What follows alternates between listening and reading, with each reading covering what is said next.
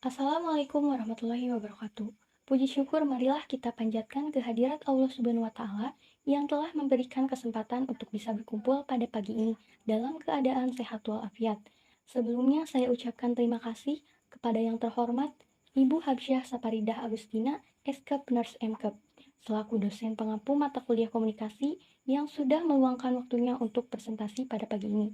Tak lupa juga saya ucapkan terima kasih kepada teman-teman semuanya. Izin memperkenalkan diri, nama saya Salsabila Sakila Tahira dengan NIM 10405083 sebagai moderator.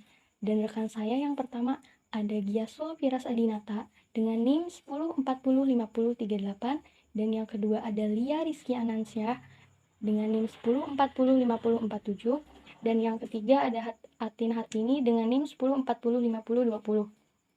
Saya di sini yang akan memandu jalannya diskusi pada kali ini dengan materi komunikasi terapeutik pada pasien gangguan fisik.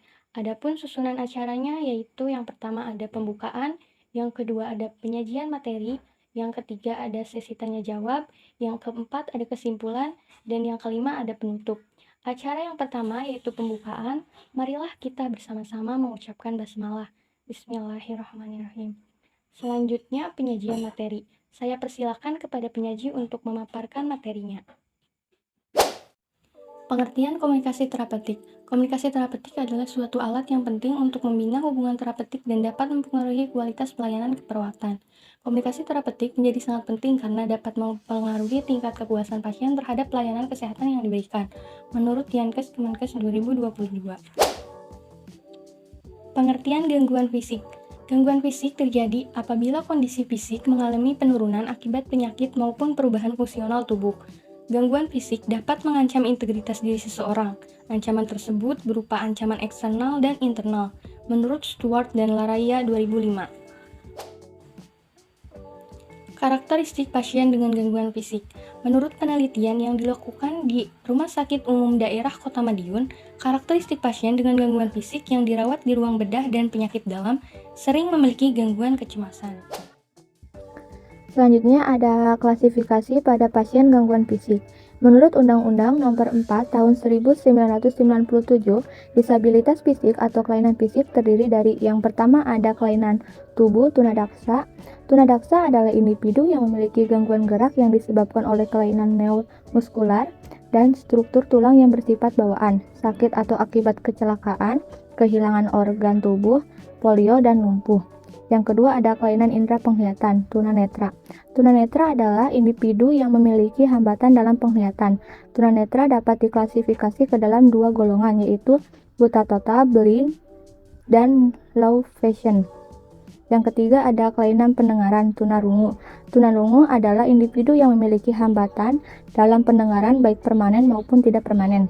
Yang keempat terakhir ada kelainan bicara, tunawicara. Tunawicara adalah seseorang yang mengalami kesulitan dalam mengungkapkan pikiran melalui bahasa verbal sehingga sulit bahkan tidak dapat dimengerti oleh orang lain.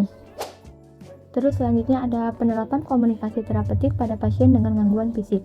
Yang pertama ada penerapan komunikasi dalam perawatan pada pasien dengan gangguan fisik, gangguan sistem tubuh yang berdampak pada gangguan kebutuhan dasar manusia. Yang kedua ada penerapan komunikasi dalam perawatan pada pasien dengan gangguan kebutuhan dasar manusia, dampak gangguan fisik, gangguan sistem tubuh. Pengkajian adalah tahap pertama dalam melakukan pengasuhan. Pada pasien dengan gangguan kebutuhan oksigen, tujuan perawatan diarahkan untuk memberikan oksigen tubuh agar individu dapat melangsungkan kehidupannya.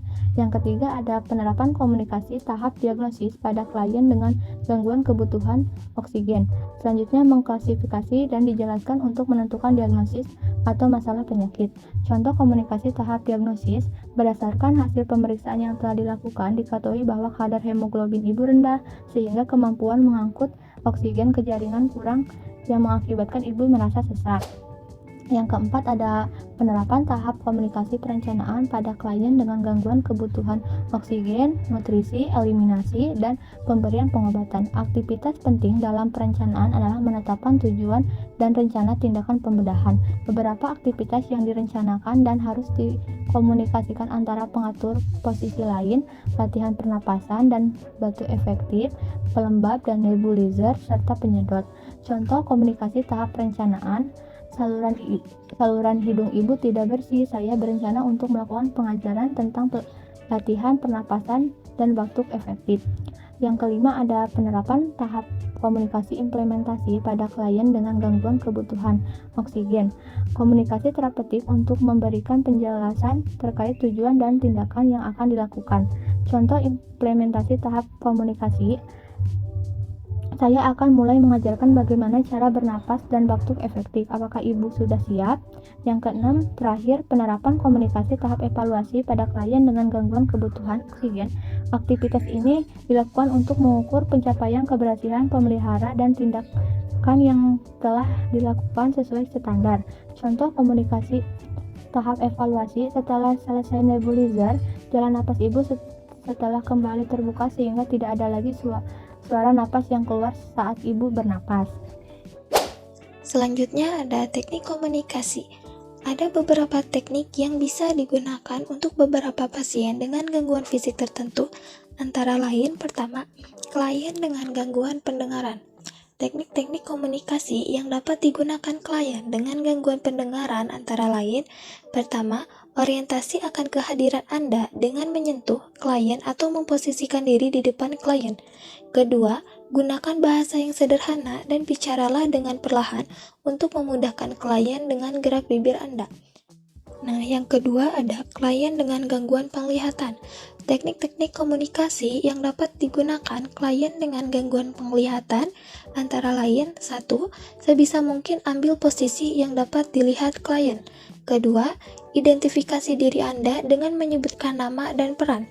Ketiga, berbicara menggunakan nada suara normal. Nah, yang ketiga yaitu yang terakhir ada klien dengan gangguan bicara. Teknik-teknik komunikasi yang dapat digunakan klien dengan gangguan bicara yaitu pertama, perawat benar-benar dapat memperhatikan mimik dan gerak bibir klien. Kedua, memperjelas yang disampaikan dengan mengulang kembali kata-kata yang diucapkan klien. Ketiga, mengendalikan pembicaraan supaya tidak membahas terlalu banyak topik. Yang keempat, mengendalikan pembicaraan. Yang kelima, memperhatikan setiap detail komunikasi. Hambatan komunikasi terapeutik pada pasien dengan gangguan fisik. Menurut O'Hagan dan kawan-kawan pada tahun 2014, ada beberapa hambatan yang mungkin kita hadapi jika kita melakukan komunikasi terapeutik pada pasien dengan gangguan fisik. Antara lain, hambatan fisik. Kondisi fisik pasien seperti ketidakmampuan untuk berbicara atau mendengar, atau rasa sakit yang intens dapat menghambat komunikasi yang efektif. Yang kedua, hambatan emosional. Pasien dengan gangguan fisik seringkali mengalami stres, kecemasan, atau depresi yang dapat menghambat mereka untuk berkomunikasi secara efektif. Terakhir, ada hambatan persepsi. Persepsi pasien tentang penyakit mereka, proses penyembuhan, dan perawatan medis dapat mempengaruhi komunikasi. Bentuk-bentuk komunikasi terapeutik pada pasien gangguan fisik. Menurut Citi, pada tahun 1997, mendefinisikan bahwa ada 3 bentuk komunikasi terapeutik. Antara lain, komunikasi verbal. Komunikasi verbal adalah pertukaran informasi menggunakan kata-kata yang diucapkan secara oral dan kata-kata yang dituliskan. Komunikasi oral sendiri adalah komunikasi yang dilakukan secara lisan, baik langsung dengan cara tatap muka maupun secara tidak langsung melalui telepon ataupun media sosial. Yang kedua, ada komunikasi tertulis. Komunikasi tertulis adalah komunikasi yang dilakukan dalam bentuk tulisan, baik secara manual maupun elektronik. Dilakukan untuk memberikan informasi dalam jumlah yang besar sebagai bukti tertulis atau dokumentasi. Ketiga, ada komunikasi nonverbal. Komunikasi nonverbal merupakan komunikasi tanpa menggunakan kata-kata.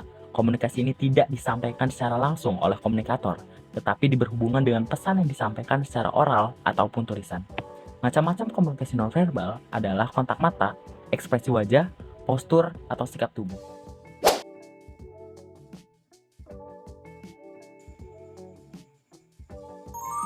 Sekian presentasi dari kelompok kami. Mohon maaf apabila ada kesalahan atau kekurangan. Saya selaku moderator izin undur diri. Wassalamualaikum warahmatullahi wabarakatuh.